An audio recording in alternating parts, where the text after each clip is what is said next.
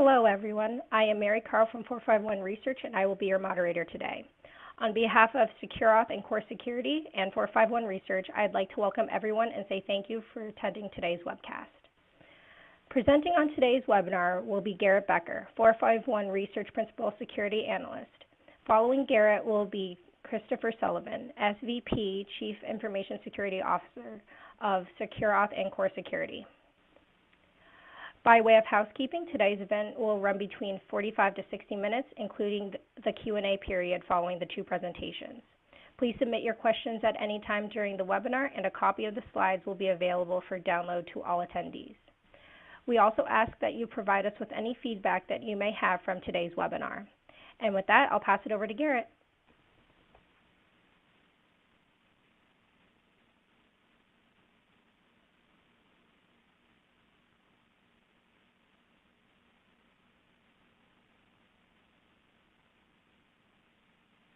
Well, to start, folks, is on mute. So thanks, Mary. Calling y'all from sunny Houston, Texas. And before we get started, just a few words.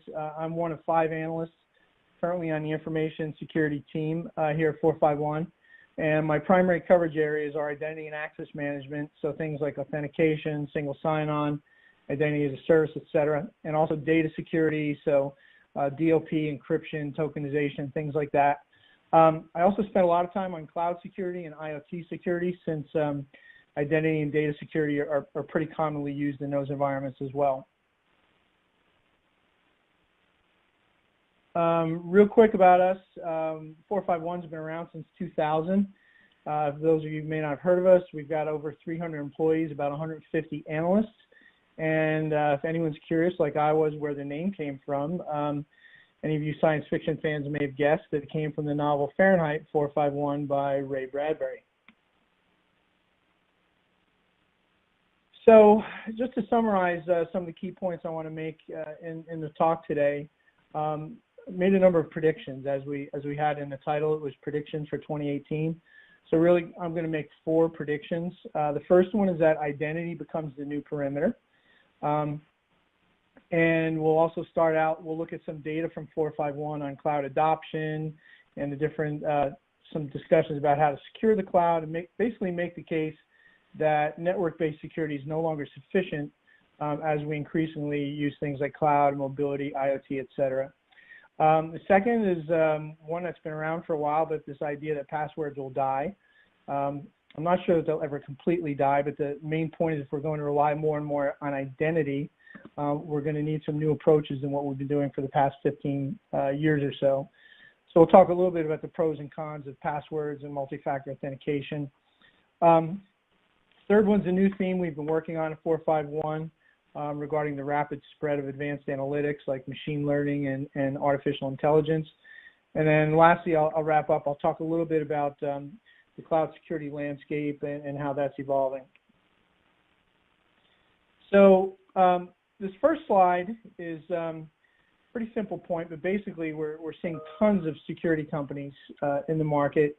And if anyone's counting, we are up to close to 1,800 vendors that we're tracking at 451 in cybersecurity, which is quite a lot. A lot of that's been driven by a lot of the new threats and new security computing architectures. It's resulted in a lot of VC money flowing into cybersecurity. Some other interesting tidbits, we see about 9 or 10 new security startups every month, roughly 100 or more per year, and roughly 5 new security categories every year. So quite a lot of ground to cover. Now, a lot of these vendors were formed for basically on-prem environments, things like antivirus, endpoint security, firewalls, et cetera. I remember I started in security in the early 2000s. Really, all you really needed to feel safe was maybe a firewall and a VPN for remote access, maybe some hardware tokens for your employees that left the office occasionally. And then we started adding more things like IPS and web app firewalls and SIM, et cetera. And eventually it started adding up. I don't have any hard data, but I have a lot of conversations with customers, and I always ask them how many security vendors they have in their environment. And not uncommon for me to get answers of anywhere from 15 to 25. Heard some cases as many as 50 internally. Now, obviously, this can create some problems for enterprises in terms of evaluating these vendors, purchasing them, but also integrating them and running them on an ongoing basis. And as we'll talk about in a little bit later, this is also starting to happen in cloud security as well. So this slide comes from a service at 451 we call the Voice of the Enterprise. And basically what we do is we survey several hundred senior level security executives on a regular basis to help us get insights into spending patterns and trends, et cetera. And a few things jump out on this chart that I thought were worth highlighting. One is the most common type of cloud resource being deployed, not surprisingly, is software as a service, since they've been around the longest. And at the very low end is platform as a service. The other thing I wanted to highlight is that the percentage of respondents using private cloud, whether that be on-premise private cloud or hosted private cloud, actually declined a bit, while conversely, public cloud, public hosted cloud, infrastructure as a service, et cetera, actually increased. So in other words, firms are actually becoming more comfortable with public versus private cloud. Probably the bigger point I wanted to make is that most organizations are using a variety of cloud architectures. And yet in the media, there's a tendency, I think, to talk about cloud as if it's a homogeneous thing, but it really isn't. Cloud isn't one single architecture, it's multiple architectures. And each of them has different technical requirements for security. Now, this next slide, also from Vote Data, and we haven't updated this in a while, but it holds pretty well. You look at overall enterprise deployments, so that includes on-prem, cloud, hybrid, hosted, et cetera. The most deployed security tool by far is the trusty old network firewall. Virtually every enterprise has a firewall, 95%. The other thing I think is interesting on this slide is if you look at towards the bottom, identity-related tools like multi-factor authentication, single sign-on, are near the bottom when we look at overall deployments. Now, if you consider all the data breach activity we've seen in recent years, it should be clear, at least it is to me, that firewalls are no longer sufficient by themselves to secure our networks. We hear about new attacks and breaches practically every week. And it's fairly trivial for attackers to get beyond our perimeter devices. Yet, we keep spending the bulk of our resources and energy on network security. As an aside, I've been doing some security work with a client, and we surveyed them in terms of what they consider most effective for preventing data breaches and what they're spending most of their money on. And what we find is that consistently network security is at the top of the list in terms of spending. Even though it's not necessarily the most effective in terms of stopping breaches. We've also done some market sizing, and we estimate roughly a third of the $40 billion or so that are spent just on security products probably goes towards network security. But again, the punchline here is network security isn't enough, and something Sully will talk about a little bit later, but it's basically the definition of insanity. We keep doing the same thing over and over, and we keep expecting a different result. Now, this slide is similar to the other in terms of deployments, but instead of overall architectures, we're looking at cloud only, and we see a completely different picture. Most of the top choices in the overall environment, the non-cloud world, actually fall down. So firewalls were the top, they moved down to 8th place, web app firewalls fall into last place, and conversely, a lot of the security categories that were at the bottom now in the cloud world move up in terms of strategic priority.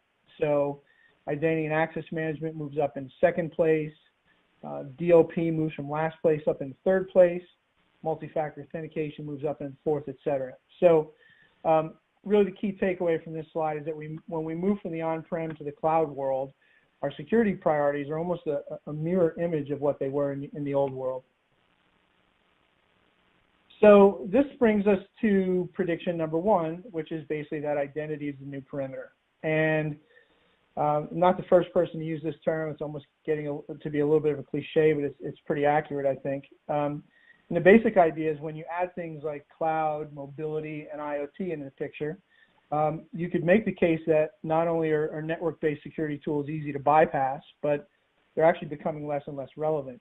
And if you take an extreme example, say you have a remote or mobile user and they're on an unmanaged mobile device and they're accessing a SaaS application from a Starbucks, at no point will this user ever touch the corporate network or pass through your firewall unless you're doing some sort of traffic rerouting or forcing your users to go through a VPN or something like that.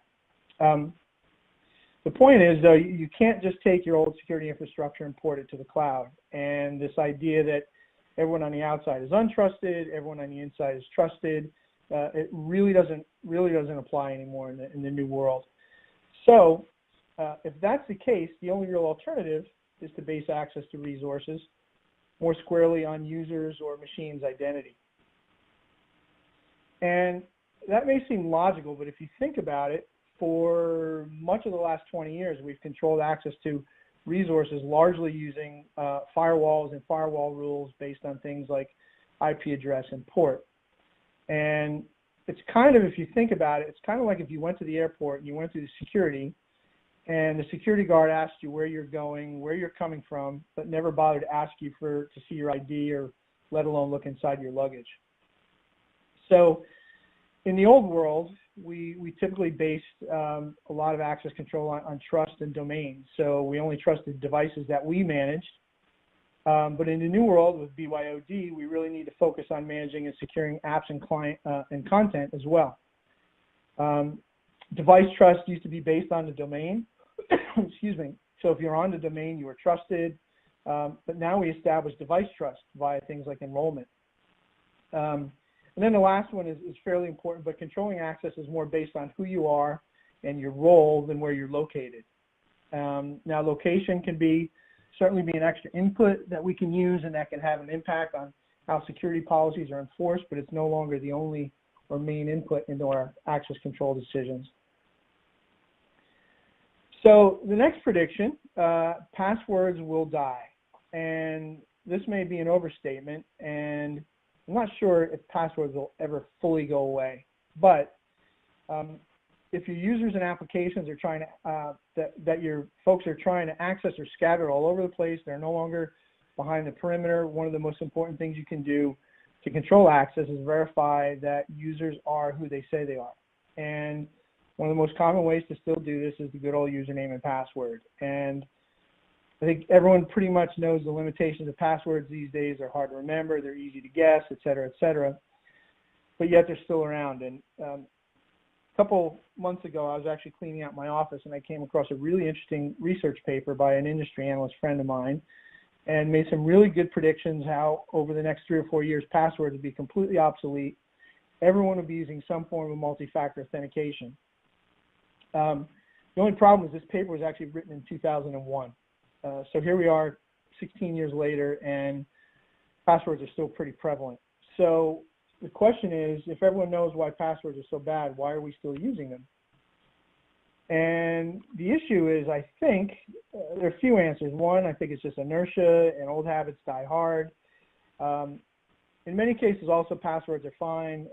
I use passwords for things like my fantasy football team because I really don't care if anybody gets access to my fantasy football team as long as I'm not reusing that password somewhere else or that account's not linked to another account. But I think the bigger reason is a lot of stronger forms of authentication have their own drawbacks. They can be expensive to purchase and deploy. They can be inconvenient. It might be something extra you have to carry, something else you have to worry about. It can change your workflows, et cetera. Developers excuse me, may find authentication challenging to integrate into applications, different standards to support, et cetera. Another big issue, though, is that authenticators aren't necessarily always matched to the transaction at risk level. And there are tons of different types of authenticators for strong authentication, literally hundreds of vendors that I track with hardware tokens, software tokens, phone-based authenticators, browser-based, smart cards, biometrics, you name it. And what I found is, excuse me, they all have their advantages and disadvantages and are also suited to certain use cases. Hardware-based tokens are secure, but you have to carry them around. They're expensive. The batteries die, etc. Phone-based authenticators are fine, but phones can be lost. There are also mini PCs if you think about it. So smartphones can also have security vulnerabilities. So some firms may prefer to install digital certificates on phones to make them a little bit more secure. But the point is there's really no single authenticator to rule them all. There's always typically some sort of trade-off in terms of complexity, user convenience, level of security, or even personal preference. Really, access controls and strong authentication, in my mind, need to be convenient and cost-effective. They also need to be flexible and adaptable. But I also think they need to be risk-based. And this is something that Sully's going to talk about, I think, a little bit more detail in his section. But the idea is that you match the strength of the authenticator to the actual risk level of the transaction. So this leads me into prediction number 3. And this is something we've written about extensively this year at 451. Each year we produce a report that highlights the top 5 themes that we believe will impact the security industry in the coming year. And this year, one of the key predictions that we made was that every security company will be an analytics company. And if you go to security conferences like RSA or Black Hat, you may have noticed in the past year or two that virtually every vendor has some sort of analytics or AI or claims to. If you walk the floor, analytics, AI, machine learning is all over the place. And there are a lot of reasons for that. One, certainly there's been a chronic shortage of skilled security staff, and by deploying machine learning and advanced analytics, in many ways you can eliminate or reduce manual processes and automate some of your security functionality. It's also been driven to some extent that analytics has become a lot easier to add. You don't necessarily anymore need to hire a team of data scientists and build your own algorithms. Nowadays, there are APIs available from, I believe, AWS and Microsoft. You can actually plug into their own machine learning and AI algorithms to do some interesting stuff without building your own. And partly as a result of that, we've seen analytics make some pretty big strides in several areas of security in the past few years, one of which is in endpoint security. Most of the endpoint security vendors have been adding machine learning as a way to help them better detect threats and look for anomalous activity. Certainly, this is a follow-on to things that they've been doing for years. Honeypots were certainly been around for a while, where you can use automation to learn about characteristics of files. You can use it to lure attackers to gain some insights in how they're looking to behave. Network security vendors are certainly adding a lot of analytics, using analytics to help detect attack behaviors and also identify endpoints that may be have been recruited and are doing things that they shouldn't be doing. Anti-fraud is another area that's using a lot of analytics and machine learning to help detect unusual behavior. And the last one I wanted to talk about is identity management. Identity management is one of those areas where advanced analytics can be most effective. And one area where multi-factor authentication and single sign-on are somewhat limited is that they're typically binary. For example, once you log in, you're in, and the multi-factor authentication solution has no idea what you're doing once you've logged in. But if you leverage analytics, then you can do some interesting things, like you can look for unusual user behavior after the user's logged in. And if you see something odd, it could be an indication that maybe they've been subject to a man-in-the-middle attack, or their credentials have been stolen, and therefore you might ask them to log in again, use a stronger factor, or maybe present them with a challenge question, or maybe even terminate their session.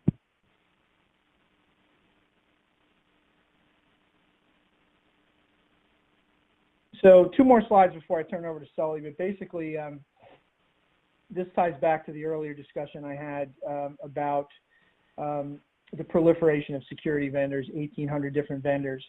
And we're seeing similar things in cloud security as well. And this is very high level, but I've broken it down into at least 5 different categories of cloud security vendors.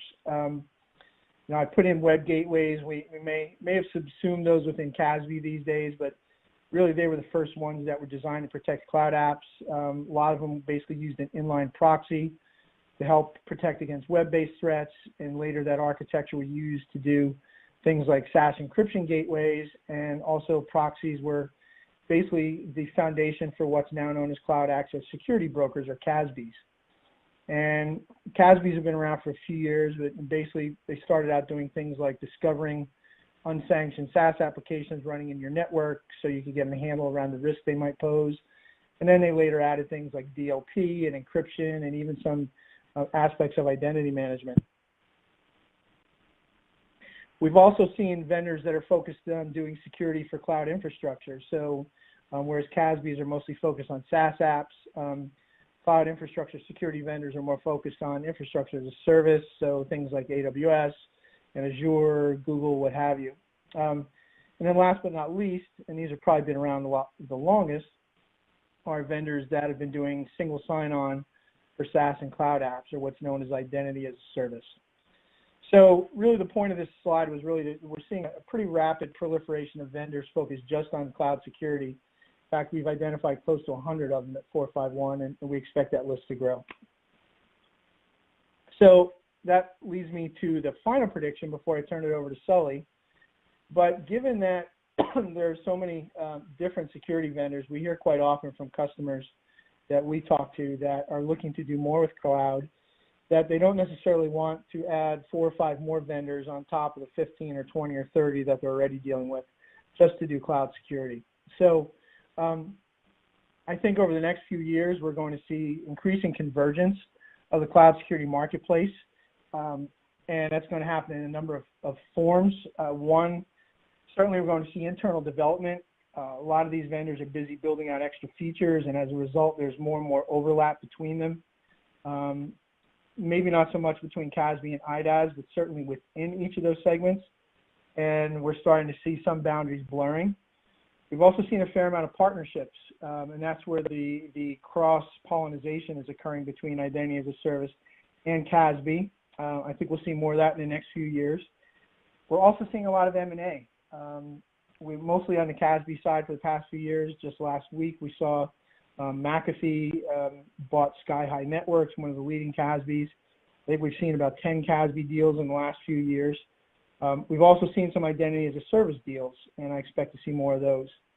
And then the last one is native cloud providers, or cloud providers are providing their own native security services as well. Certainly Microsoft and AWS and big ones like Box and Salesforce.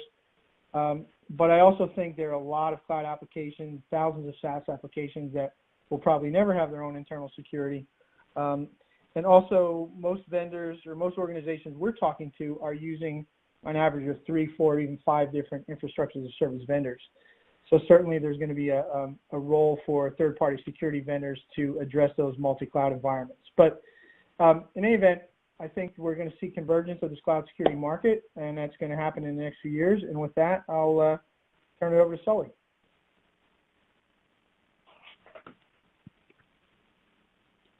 All right, thank you, Garrett. So I am Chris Sullivan. Most people call me Sully. I am with SecureAuth and Core Security. Talk a bit more what that means if you don't know the companies. But what I wanted to talk today was I wanted to follow up on sort of Garrett's comments around sort of network security is not enough. People think about everyone's driven to digital business, and in digital business there's some important parts to that. One is, as Garrett mentioned, we don't actually own a lot of the bits that we want to plug together. 2 is that the scale compared to traditional enterprise business models is astronomically higher. And 3 is it's moving very quickly. So we need to think about how do I deal with all these things, the scale, the complexity, and the fact that we don't own these bits. So we need a new way. So I'm going to walk through a bit about why the old way doesn't work and what sort of new ways might actually work and what folks can be doing about it. Garrett also mentioned there's been a lot of convergence in the security market, expects to see more of that. We certainly agree with that. So SecureAuth and Core Security came together a few months ago.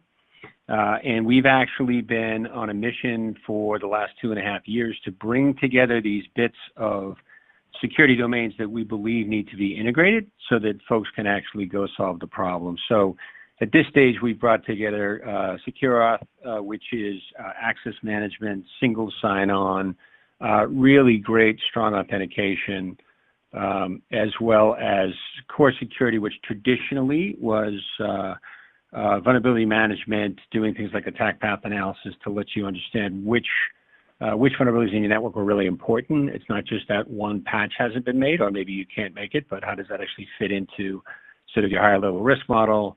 Some great pen testing tools and services.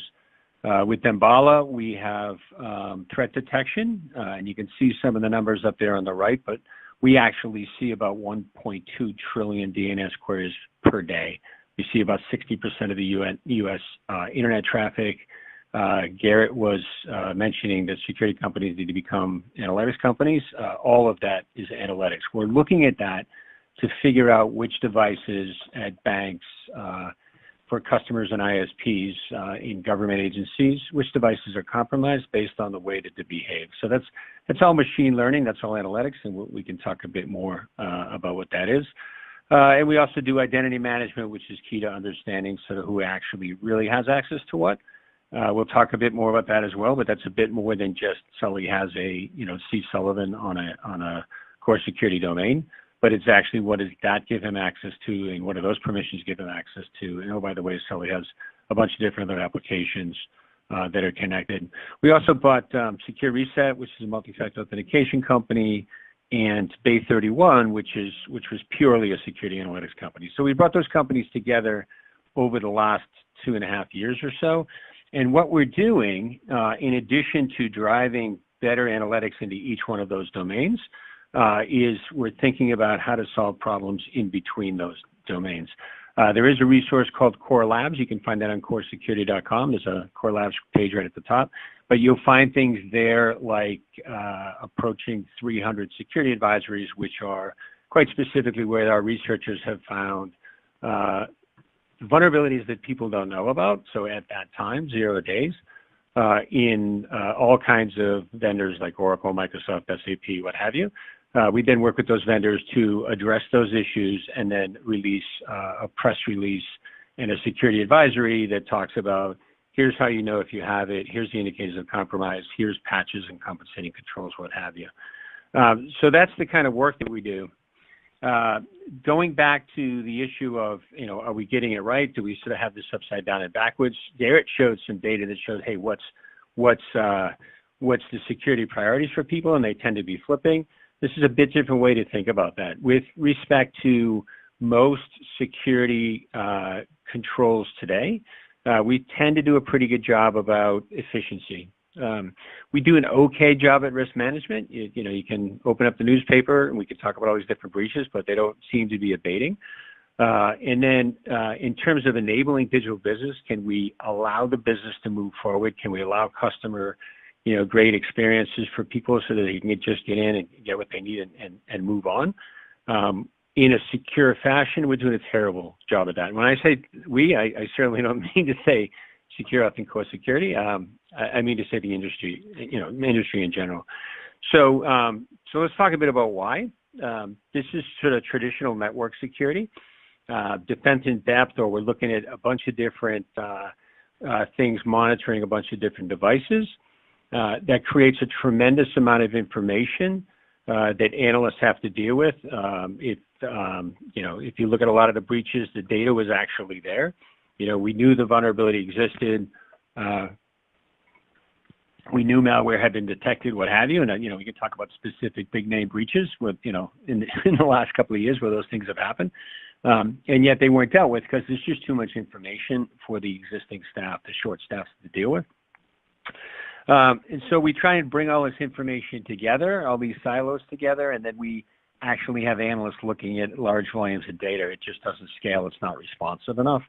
And ultimately, I apologize, these builds are just a wee bit slower than I would like. Yeah, ultimately we have a manual response which says, hey, what are we going to go out to do about this? Should we disable this account? Should we re-image this machine, what have you? What's missing from that model is the identity context. Garrett talked about that, but traditionally identity management is thought about as a different, profession, a different discipline than security. That's changing.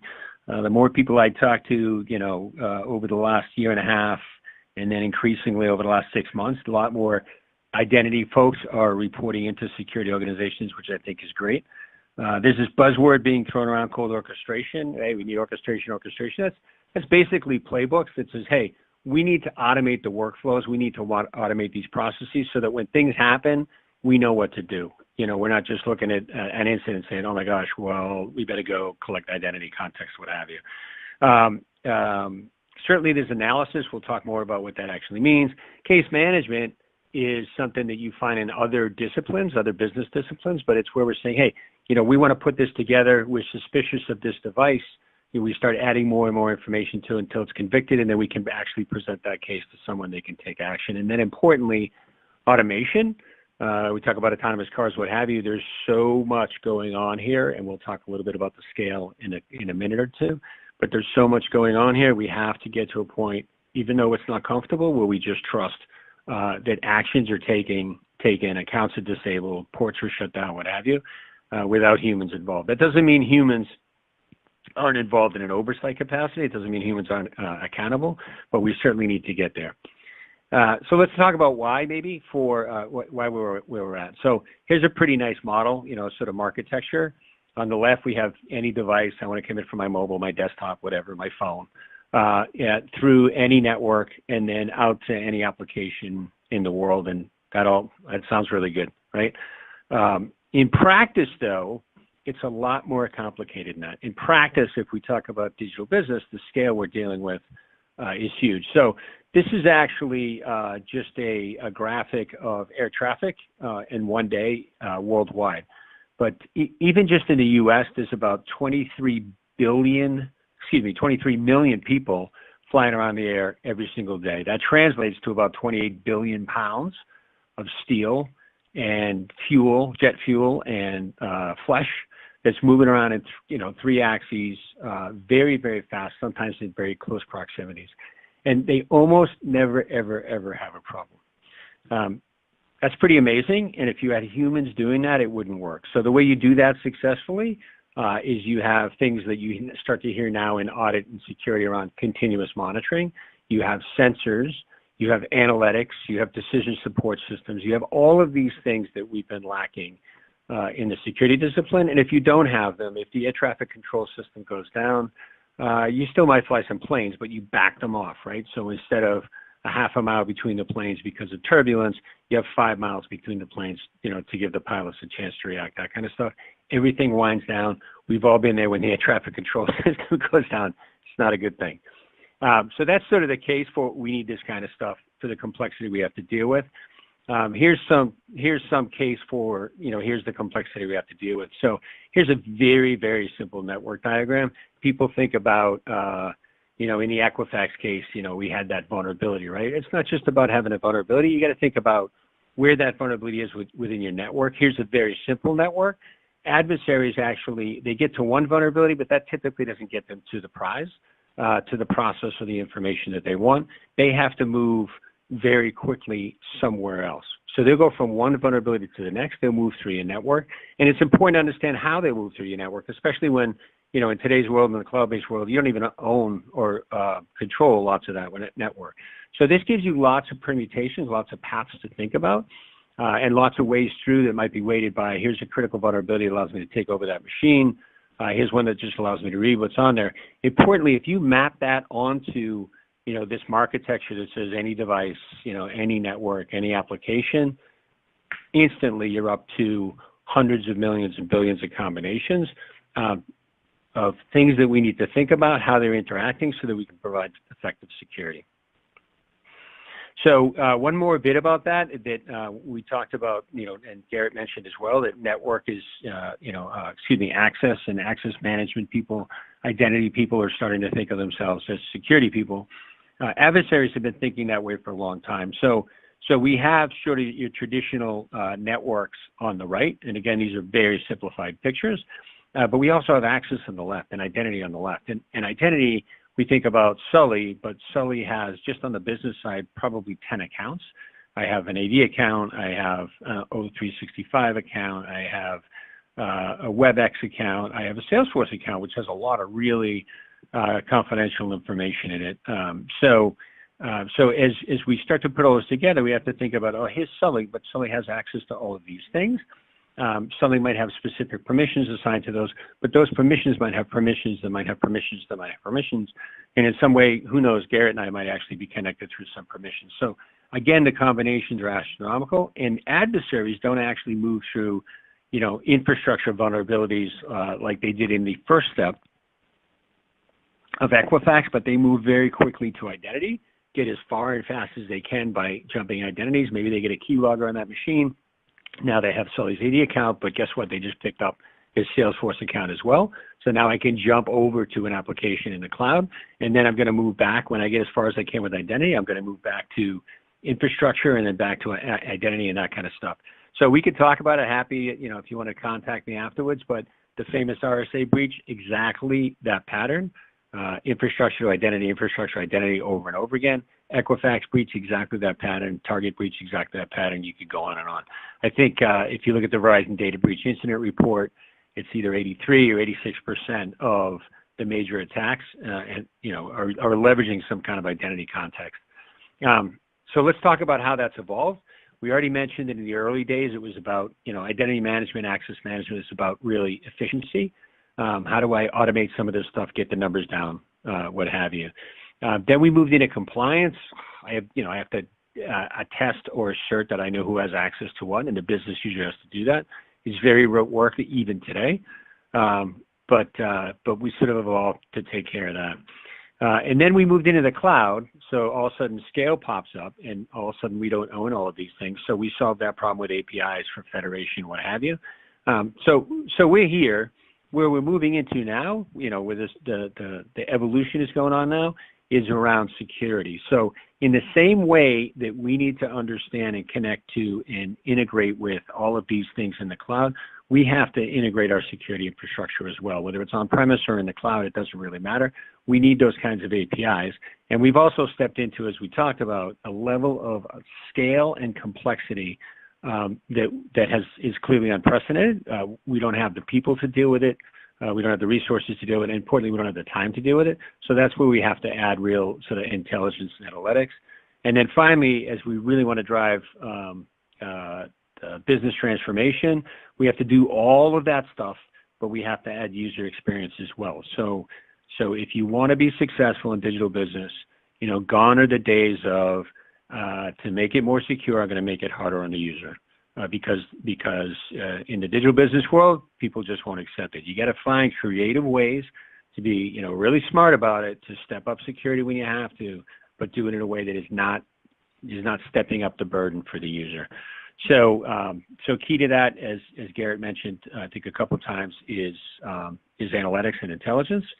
So if we think about, the old way was all of these security domains. The new way is we have to think about, any user, any device could be a mobile device from a partner, from a customer, what have you, getting through any path. And when we think about that stuff, we have to think about the context. We have to be able to, when something happens, perhaps we detected some malware on a specific device in the network. We have to automate and we have to collect the context. So I know a device in the middle of the network was compromised. Who's been logging into that device? That device, that's adding identity context. Oh, Sully logged into that device. Now we have to, add the context that, by the way, Sully has Salesforce, or Sully has privileged access to specific parts of our business. Maybe it's the, back when I was on the development side, maybe it's the product and the actual intellectual property, right? Or maybe it's finances or legal or what have you. So we have to start to add context to that very quickly, not have the incident response team asking people for, hey, can you tell me who's, what these accounts actually have access to, what have you. And then we have to automate that investigation. So we think about attack paths analysis. That's something that we've done for many years. where we say, how would an adversary move through this network? Well, if you tell me a device is compromised in the middle of the network, then I would like the analytics to tell me from here, how would an adversary move, or how has the adversary already moved from here? What are the attack paths? And by the way, those attack paths, again, shouldn't just go through infrastructure, but they should go through the potentially compromised vulnerabilities, that we call humans or accounts, what have you. And then finally, we have to take action, right? So we have to say, okay, in this instance, disable this account. Sometimes that can be very dangerous. You can be a lot more sophisticated about it these days. You might just step down the access they have, or you might just step up authentication because Sully was known to be on this machine that was known to compromise, but we don't know that Sully was compromised.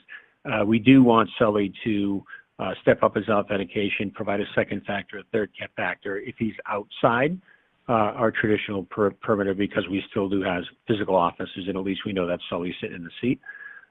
So I might step up his authentication to sort of vet and prove who he really is. I might actually revoke his session tokens so that he has to authenticate again, even though he's in the middle of a session, even though he's already logged in. So that's the new way. And again, it relies on all of this sort of new infrastructure on identity context and orchestration, case management, what have you. What does that actually look like? I love this screenshot. This is actually presented by one of our customers. The guy runs cybersecurity audit for one of the largest banks in New York. And these are the tools that they use for audit. So in the upper left, and these, by the way, are screenshots of our products, but in the upper left, you're seeing access, right? Looking at access and say, who has which permissions in the company. If you didn't organize it, it'd be like looking up at the stars. It's just a bunch of bits. In the upper right is a link analysis to that access. So you can go through and say, hey, this is Sully. Sully's connected to these accounts. I can pivot out to those accounts. I can say, what is his Salesforce account have access to? I can pivot through that. I can drive down to, hey, Sully shouldn't have access to this. And by the way, he has access 4 different ways to that.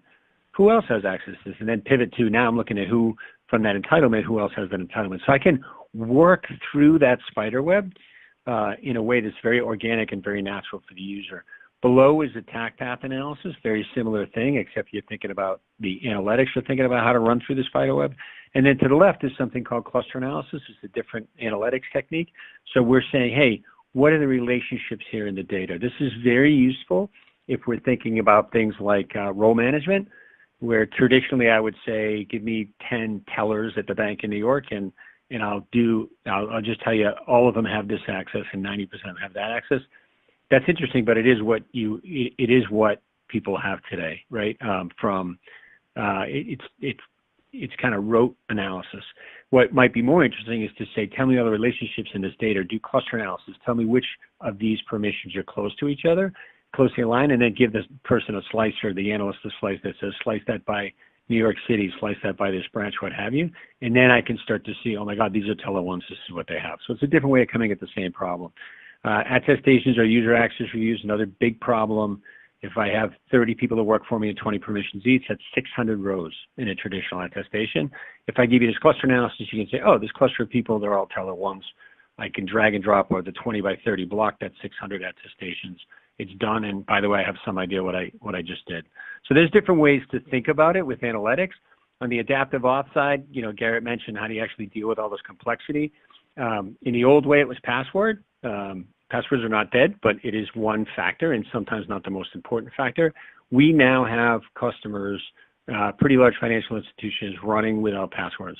So you might say, Sully, that's crazy. How does that actually work? But if you think about it, it's just one way. Password is just one way to authenticate the user. And it's not great because a lot of people use the same or very similar passwords in their private lives than they do in their public lives. And basically all of your passwords in the private lives have been exposed. In Yahoo's case, they probably exposed it 10 times by now.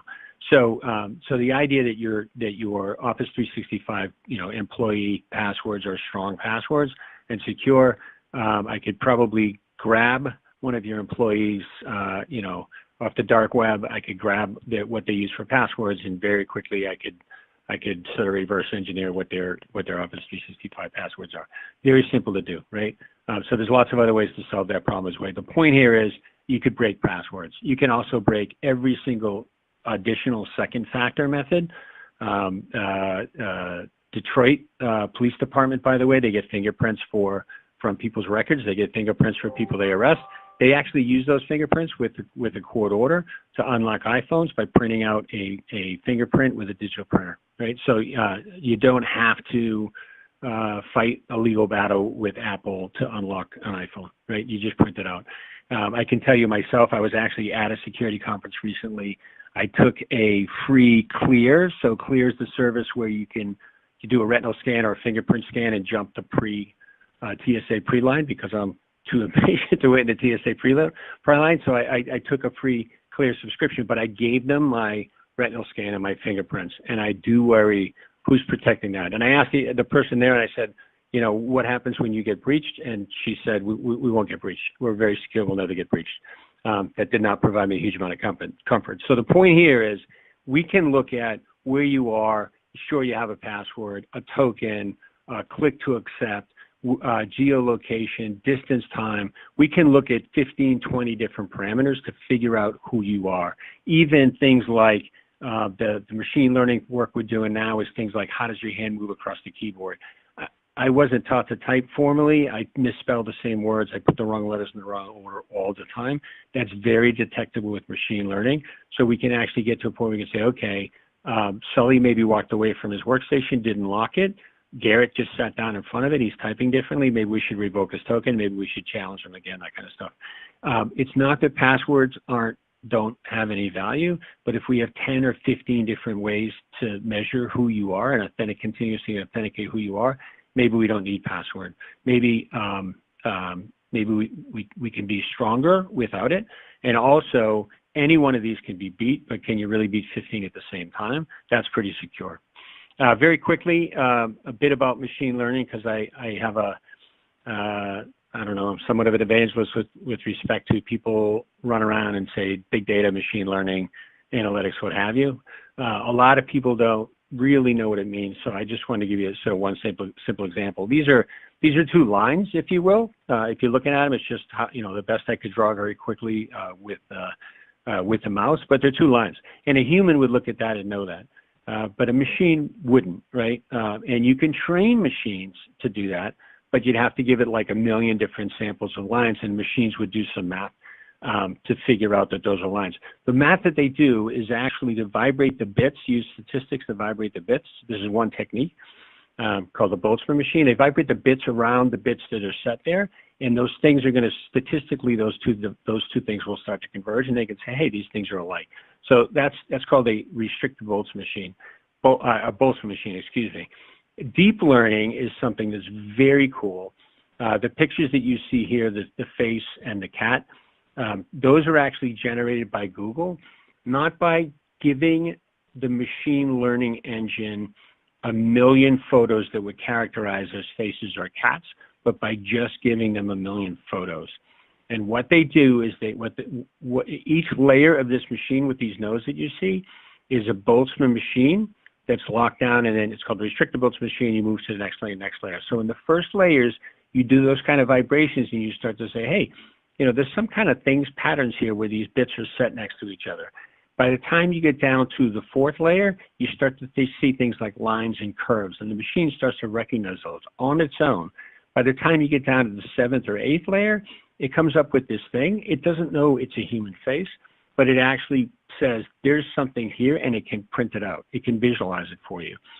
You get even further down, you can say, hey, here's a specific cat. It's not just a face, but here's a cat. And so what you can do then is, rather than saying, machine learning is labor intensive as well, I have to categorize 1 million pictures that these are a house or a cat or a dog. You just have the machine do the deep learning on its own and then say, hey, what is this? And you can say it's a human face, it's a cat, what have you. And forevermore, that machine will recognize that. These machines now are very, very fast. People have done prototypes where they can beat Apple's voice recognition in a development project that takes a couple of weeks in a relatively small amount of code. So now we have to think about, how is that applied to security? Can I do analysis like this on security models and say, hey, this looks anomalous, have an analyst weigh in, and furthermore automate that? Okay, so I've said a lot. I want to get back to Garrett and get a chance to answer some questions. I've also said we do a lot of this stuff. We're happy to prove that to you. So you can reach out to us at either one of the websites or myself personally, csullivan@coresecurity.com. And you can, we'll actually come in and do one of these assessments very quickly for you. And we'll look at your environments and show you the analytics in your environment across the network side, across the access side, across the infrastructure side, what have you. So we're happy to do that. You just give us a call. It's actually quite easy for us to do. All right. So with that, I'm going to turn it back to wrap it up to Garrett. Thanks, Sully. Appreciate it. So, yeah, we went over this earlier, but again, just to recap the 4 predictions I made. One, again, identity is becoming the new perimeter. And really that's the key point here is that really networks are becoming less effective, but also less relevant as the perimeter starts to vanish with things like cloud, mobility, IoT, and what have you. Second one, prediction number 2, passwords will finally die. Perhaps I should have rewritten this one after thinking about this, but I think the point here is that passwords will certainly diminish, and we're going to see more use of stronger authentication. But I think to Sully's point, and actually to the point I made earlier, passwords have been around for a very long time. They've got their uses in certain situations, and I don't see them ever going completely away. But really the bigger point is we'll see more use of stronger forms of authentication. And tying into prediction number 3, every vendor is an analytics vendor, those authentications will be more closely aligned with risk. And then the last point, prediction 4, again, cloud security will converge. We're seeing a lot of fragmentation in the cloud security market, but I think the cloud security market will look very different in the next couple of years. So I'll turn it back to Mary, and I think we may have some questions. Thank you, Garrett. Thank you, Sully. So the first question, I believe, is for Garrett. Biometrics seem to be getting a lot of attention, and we are seeing more fingerprint sensors and voice and facial recognition in mobile devices. What are your views of biometrics? Yeah, so great question. Something I've been wrestling with for quite a long time. Certainly been looking at biometrics for like the past 15 years. It seems like there's always a lot of hype in this view of biometrics as being the panacea that's going to solve all problems. But again, going back to my earlier point, I'm not a believer that there's a single authenticator to rule them all. Biometrics certainly have their advantages, but they also have their weaknesses. You know, Sully alluded to some of it. You know, they can be compromised. There have been demonstrations of biometrics being hacked, for one. For 2, they're not deterministic. You know, a one-time passcode, whether it's 326354, it's either 326354 or it's not. There's no ambiguity. Biometrics always require some sort of measurement, so there are degrees of freedom, I guess you'd say, and they're subject to false positives and false negatives. But the biggest thing that scares me is I've only got 10 figures, as Sully was alluding to. If that's ever compromised, and certainly if you talk to any vendor that says, well, we'll never be breached, I'd say run, don't walk. But it certainly scares me that biometric, you know, if my password gets compromised, I can change it. But I've only got 10 fingers, I've only got one voice, and I've only got one face. So I don't know if Sully, you had anything to add to that? No, I share that concern. There was a company that did vending machines for lunch in the U.S. for manufacturing shop floors. So the idea is I'm working the shop floor, I don't want to carry my wallet, what have you. I just go scan my fingerprint and get my lunch. They were compromised about a year ago. So they lost everyone's thumbprints. And like I said, when I went to clear, I you know, out of convenience, I did it, but I'm very worried that I'm going to lose my retinal scans and my fingerprints if they're not out there already. Yeah. And then what do you do? Do you do self-service? Yeah, self-service retinal scan reset. What do you do if it gets compromised? Well, so yeah, right. I think it's a great idea, but it's you know, it's an arms race, I guess. Yeah, I don't know if you, just to add on that too, I don't know if you saw there was a bunch of researchers in, I think, Japan a couple weeks ago, or maybe Korea, that actually were able to construct a cheap facial mask, and they were use it to basically they were able to fool the facial recognition, I believe on the iPhone. So that was another interesting example. Probably 3D print the face, right? But I do think that comes back to, if we say, okay, Garrett, I have your facial scan because you're in front of the computer with a camera on it, but I also know how you're striking the keyboard. I also know that your browser hasn't been upgraded or just got a new plugin or hasn't. I mean, if I start to look at all of those things at once, that gets pretty hard to beat. It gets pretty hard for an adversary to say, okay, I'm going to model all of this at the same time, in a time frame that seems normal to the machine learning systems, then I think there's some hope. That said, Garrett, I'd be curious about your view on this. Make no mistake, the adversaries, they're going to start to build smarter and smarter systems and machine learning systems as well, right? So I'm sure that will happen. So yeah, well, it's so interesting. We're doing a survey right now with a client that I alluded to earlier, and one of the questions we asked them, because this really speaks to the duality of security, right? Like almost all of technology, everything can be used for good or bad, right? You can use dynamite to build new roads, but you can also use it to blow things up. Similarly with AI, we asked a question, with AI and machine learning, do you think it will be, used by enterprises to help make them more secure, or will it also be used by the bad guys as a tool to help do more hacks? And I think the results came in about 63% that AI was going to make us more secure, and about 40-some percent. I don't know. I guess the math doesn't work there, but it was roughly 60-40, let's say, in favor those who thought that AI and ML would actually be used by the bad guys. Yeah, I mean, you think about orchestration, automation, all these things that we think are going to help. I've read that in the Equifax breach, the Apache Stux vuln, the day it was announced as a CVE, then Equifax was tested with that vuln.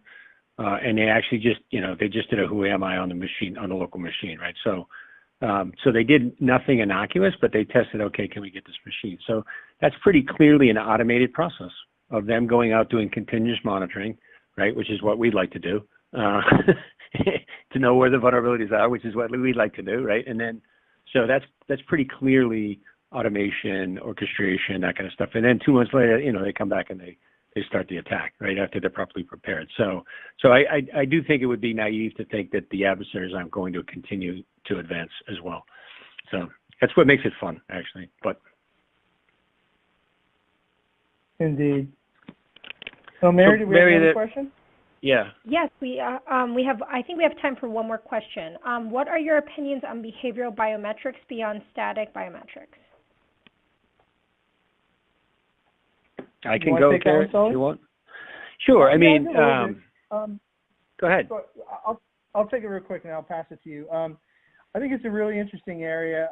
There aren't, to my knowledge, there aren't a ton of vendors that do it right now. I'm aware of 3 or 4 that I've spoken to. Seems like a really interesting idea. The question is whether you're using it for the initial login or you're using it after. Some of the vendors are actually using it as a complement to the initial login, mainly to detect fraudulent behavior after somebody's logged in. One of the nice things I think about it is that it's fairly frictionless. The users don't have to do anything. One of my concerns would be how much of a sample do you need before you need to actually do it accurately. If somebody's only logging into a banking app once a month and typing in 20 keystrokes, I'm not sure how accurate that would be. But conceptually, at least, I think it's really neat, and it fits into this whole adaptive risk-based theme that I'm a big proponent of. I don't know, Sully, do you want to add that?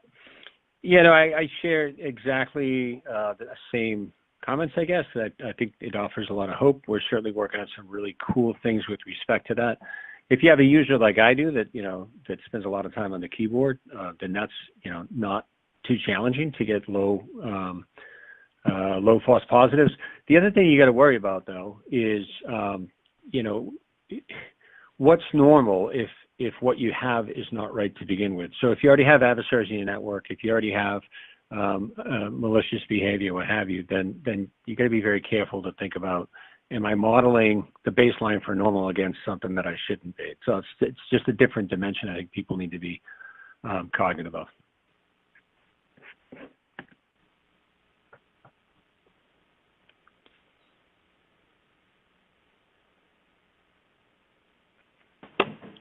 Perfect. Thank you, Sully, and thank you, Garrett. Okay, that's all the time we have today. Feel free to reach out to both Chris or Garrett if you have any further questions.